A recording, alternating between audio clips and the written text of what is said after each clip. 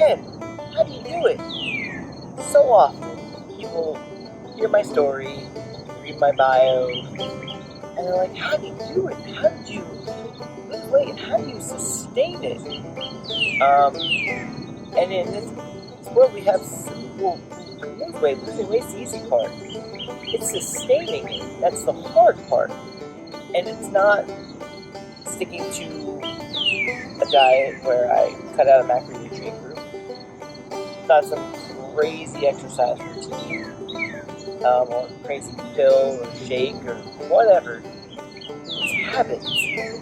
It's habits. Once you change your behaviors and your habits, you can lose weight and you can keep it off forever. And I'm in the habit of every weekend my meal prep. I'm in the habit of always reaching, if I need a snack, my snack is 9 times out of 10 a protein snack versus carbohydrates. I'm in the habit of always moving.